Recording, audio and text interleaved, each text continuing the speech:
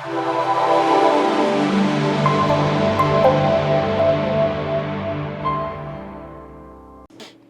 guys, it's Jason with Paul Davis Restoration.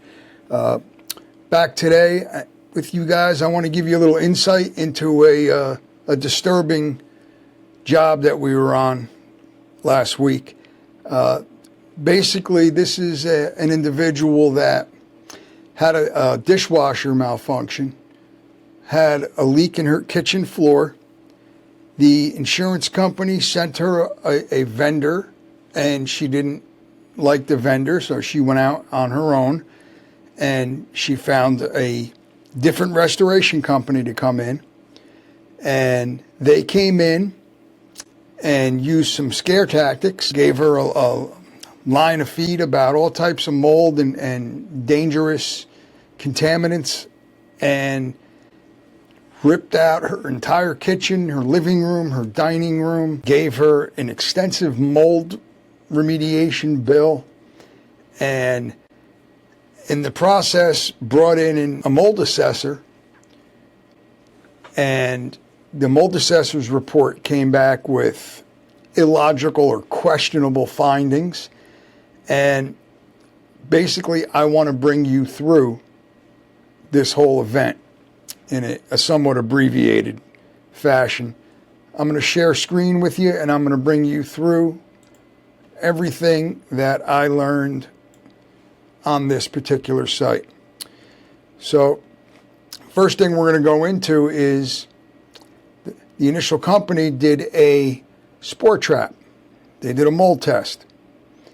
And they did the mold test themselves and sent it out to a lab. Those results came back clear.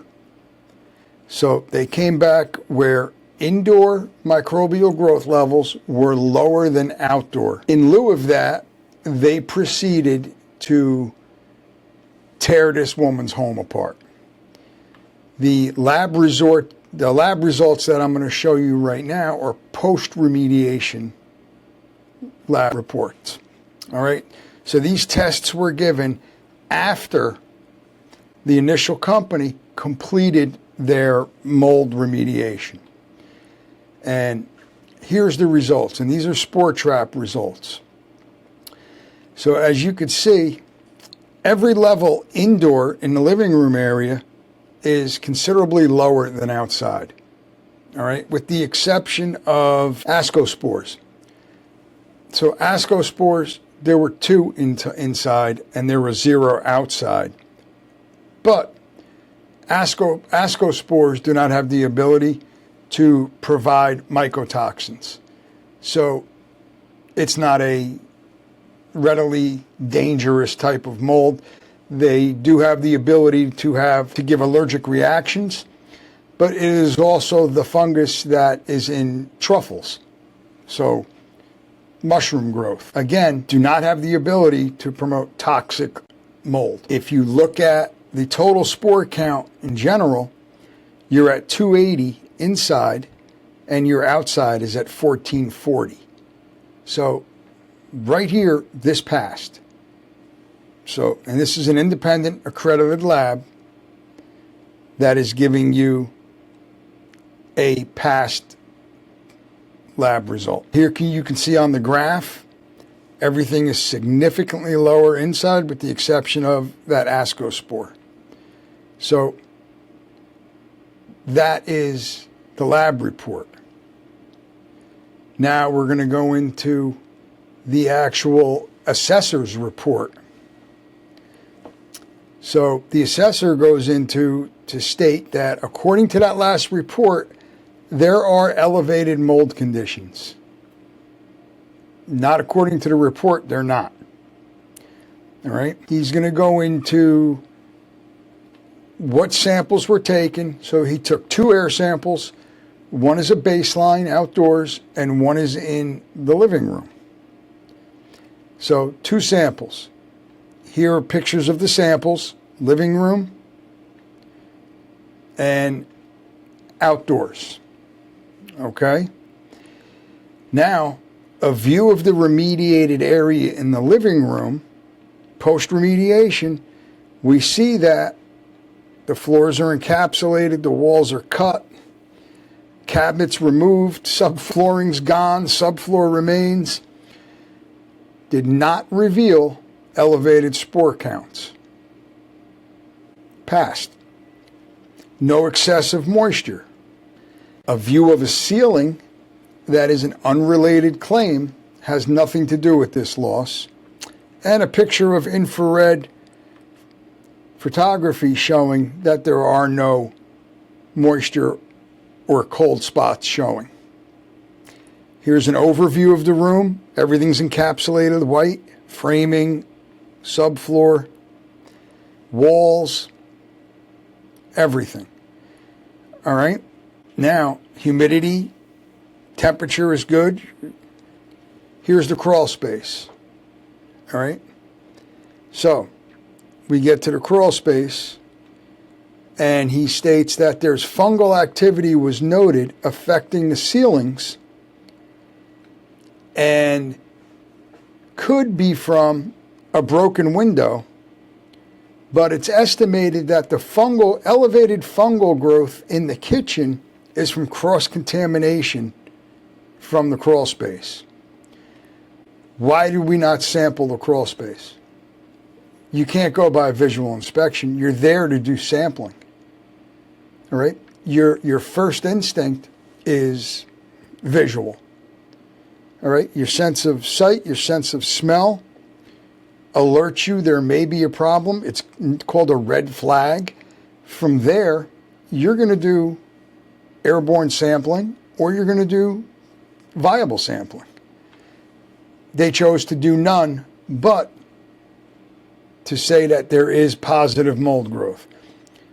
So I don't know how you do that. Doesn't make any sense. Professional mold remediation recommended? Yes. Source of the mold growth, basement crawl space. Well, we know we had a water loss right above that. So why are we stating it's the basement crawl space? We also know from, you'll find out later, it took them like 10 days to remediate this place. None of this makes sense. He's got containment, PPE, negative pressure, HEPA vacuum, biocides, final cleaning, containment, and a PRV. So that is his scope of what should be done. All right. Now we're going to go to the bill that the contractor submitted. So here's my biggest problem. So we have a protocol. This is supposed to be a professional. And let's go to the descriptions. Air surface sampling and laboratory analysis. 9 samples. Okay? He's got 5 pre-remediation samples and 4 post-remediation samples. Where are they? Because they're not documented. Okay? We have a negative air fan, so an air scrubber, 5 days. We have another air scrubber, 5 days.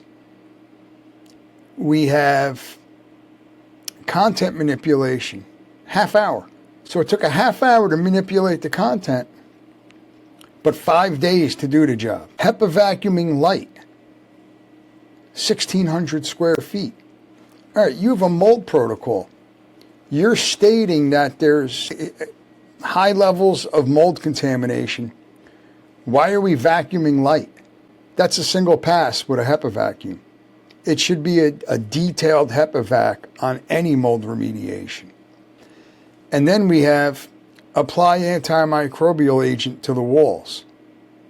We don't have clean the walls. We don't have to agitate. All we have is apply. And then we go to apply a mold and mildew stain remover to the area. All right, now keep this in mind because the next line item is to seal the surface area with a fungicidal bacterial inhibitor. So we're going to encapsulate. We know from the pictures they encapsulated in white, not in clear. We also know from the pictures that drywall is going to go back up. Why are we putting a stain blocker, a stain remover on? He's doing a peroxide wash. Insurance company's not going to pay for it. It's not necessary. It's not required. It's not a part of the protocol. Okay? And we'll see that throughout this entire job, it's the same scope. Mold and mildew, seal. Mold and mildew, seal. Why? Before we get there, remember the crawl space? Remember the pictures from the crawl space? Well, he's billing to seal the surface area and to clean floor or roof joist system. And we just saw those pictures post-remediation. It was not cleaned, and there was absolutely no encapsulant applied to the framing. But that did enable him to get his price up to $9,743.60. So we know that this is an insurance claim. I know the carrier. I know they have a $10,000 cap on mold coverage. So this particular company systematically wrote their estimate to be just under the mold cap, which does not require the insurance company to do further review because they're under that cap. So he played it well. All right. That's what it comes down to. That's just his mold estimate. His mitigation estimate was like $26,000. So all in, he's in for $36,000 on a job that didn't require probably 80% of the work that he performed.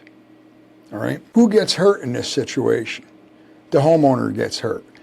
Because she chose to go with a non-vendor, the insurance company is not going to cover any of the mistakes that vendor made, that non-program vendor made.